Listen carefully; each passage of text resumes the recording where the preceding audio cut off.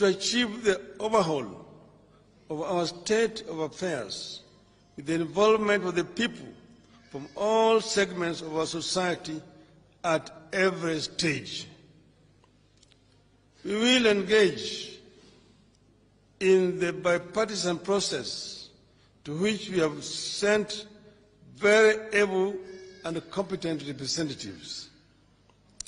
But the people must not be left out or behind. We are not going into this dialogue for deals in smoke-filled rooms. We are going into this to secure and safeguard fundamental life and death gains for the people and the country. Throughout the talks, we expect the people to stand on guard and ensure it's about them and the country. That's why we are gathered here today, so that people can consult and engage and be watchful. You must refuse to be party to the subterfuges of the past that are glossed over and compromised on fundamental issues for expediency.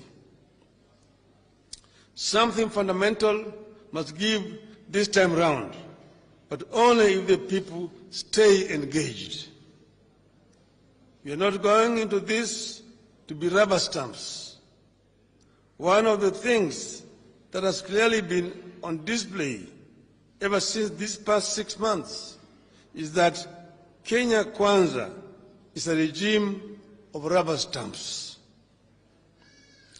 Subsidies are being removed from food, fuel, electricity, and school fees, exposing people to suffering, and Kenya Kwanza rubber stamps it as okay.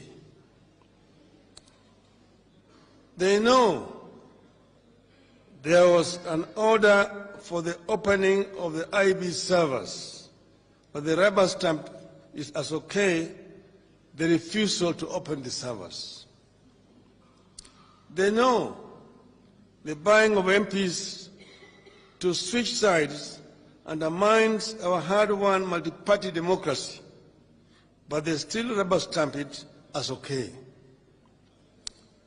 People are being appointed to and sacked from the civil service on tribal lines, but Kenya Kwanza rubber stamps it as okay. You have not agreed to participate in the bipartisan process to be another rubber stamp for Kenya Kwanza. That has to be understood from the outset. Should the talks falter or bear no fruit because of the grandstanding, lack of openness, lack of honesty, and interest to join hands, let us stand firm in the interests of our country. Finally, we have said that we are not doing this because of any weakness on our side. We are only saying that Kenya is bigger, and that's why we are saying that we want to engage. Nobody should mistake this as a sign of weakness. We have embraced these talks before, but there must be talks which are going to be held with equal respect, mutual respect, and also with time in line with the law. The Kenya Kwanza have been saying we cannot do something outside the constitution and the laws. No law actually stops a dialogue outside parliament. In fact, we have had this before. When we are in a crisis, we had talks held at Serena Hotel, chaired by even a foreigner. Those talks were not considered to be illegal or unconstitutional.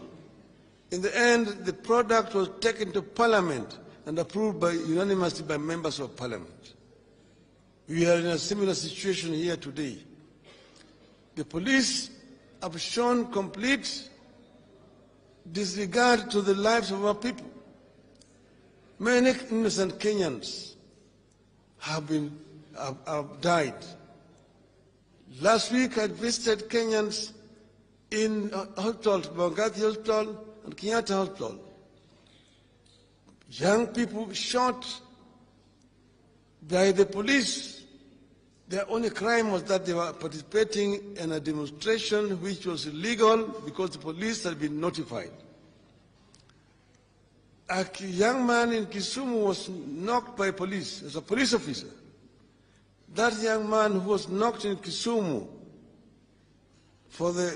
just for the understanding of everybody around here, is my nephew. Actually, not my nephew, my grandson. His mother is my niece. I'm the one who actually recruited him to take him to the police. Then they go and arrest innocent people and charge them with murder. The other Kenyans, journalists, just basically accompanying us when we were demonstrating, have been shot, some of them very seriously wounded by the police. Nothing has happened. So we have said as a meal that we are going to take this matter to the highest court in the world. Already our lawyers are working on this, and we are going to take the particulars of all those police officers who have been involved in deliberate shooting and killing or maiming innocent Kenyans to a court which is outside our jurisdiction as a people, to ensure that justice is achieved. But they can come with live bullets. They can come with bombs.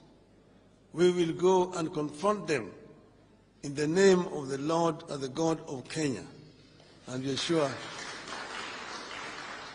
like the biblical David will confront Goliath, and we know what will happen to Goliath. So we, therefore, want to thank all of you for coming. Tunatoa shukrani sana kwenu kwa kutualika sisi kama